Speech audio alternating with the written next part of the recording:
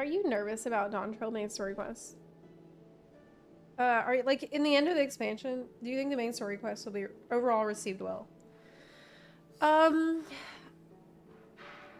In general, no, I'm not nervous about it because we've never had a base patch story, like the main story of the expansion, be bad. That has actually never happened. Every single time, at least, like, the patch that comes with the expansion is always good. It's always amazing. The bar is really high, and they've never failed to meet that bar. However, the concern with story for me is with the patches. Sometimes the patches can be iffy. Sometimes the patches, they don't carry momentum well. There can be pacing issues with patches. So that's really where my concern would be. But in general, it kind of doesn't matter that much because I think what we've learned as a community from Endwalker is that it's just the story in the patches is not that big of a deal. What really matters is having content to do, like lots of things to do to keep people busy during those patches. So I think that even if they drop the ball on the patches for Dawntrail, if they give us a lot of good content at the same time that people like, and that like is replayable, gives people more to do, then everyone's gonna be happy. So, based on everything they've announced so far, I'm feeling really hopeful overall. Yeah. The base patch story is always good. It won't really top Endwalker if people are... Another thing is, I very much doubt that anybody has like super high expectations for Dawntrail's story. Like, I don't want that to sound mean. But I think every single person understands, listen, this is a beach episode. Maybe there's going to be some weird shit going on with Solution 9 later.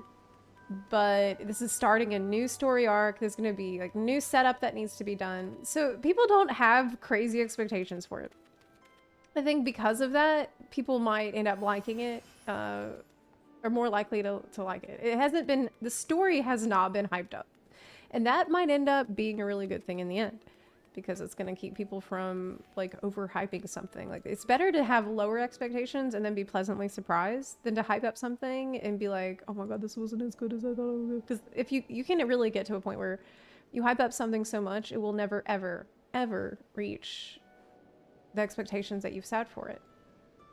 You know, like, it doesn't matter how good something is, you can hype it up to a point that there's literally no freaking way that any story could meet those expectations, you know. But so I think that in general, the community seems to have a pretty good attitude going into Dawntrail. Like, people, they are willing to, you know, accept whatever comes. And I think like no one's expecting a Shadowbringers level of story, or even Endwalker level of story. We just want to be all right. And I think this is a really healthy place for the community to be. Another thing that I've noticed with Endwalker and people, like, you know, maybe not everything going perfectly with Endwalker, I've noticed though that the silver lining to that is the community got a lot more comfortable with listening to negative feedback. A lot more. A lot more. Before that, like, you could not say anything remotely critical of the game without people pouncing on you and losing their shit. Now people chilled out a lot since Endwalker. So I feel like it's gonna go pretty well just because the attitude is better. Yeah. People like, no, people are not setting ridiculous expectations. They just want to have fun. And that's the best, that's really best attitude to have going in. Yes, they do need to plant some good seeds as well for future stuff. Yes, absolutely. I think that's my number one concern and wish. What I really want is to see them hook people in some way, right?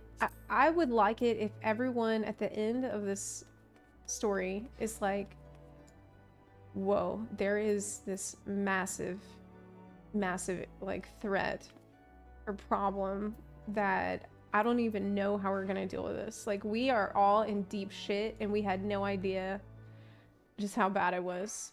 Like, that would be great because we need to set up a 10-year story arc according to Yoshi P. We need to set up the next 10 years. Like, so whatever the bad shit is, it's gonna drive the plot forward. It needs to be pretty bad. It needs to be, like, worse than the universe ending. Like, worse than something that's, like, causing all life to... I don't know what it's gonna be. But I feel like they need something to propel the plot forward that is gonna be, gripping. Do you feel like a main companion needs to die? No, not necessarily. Not necessarily. I don't think that's necessary. Honestly, what I've learned from Genshin and doing Genshin stories is that you can meet a character. If the character is well written that you met 5 minutes ago, you can actually be in tears that you've lost that character within an hour. If the story is written well enough, then it doesn't actually take that long to bond with a character and be devastated that they're gone. You don't necessarily have to dispose of a main cast character. Want to go to the different shards. Yeah, I feel like that might happen. One thing I've noticed at the end of Endwalker is that they've opened up all possible paths for adventure. They've opened up the pathways through the universe. They've opened up the pathways through time. They've opened up, like, there is no reason that you could not, the story could not take you to any conceivable place at this point. Which I think is pretty cool. The entire world is open up to you as well. Lore-wise, we are completely free to go anywhere. It's gonna be like FF7 Remake. Converging timelines is the next big threat. Ooh, maybe.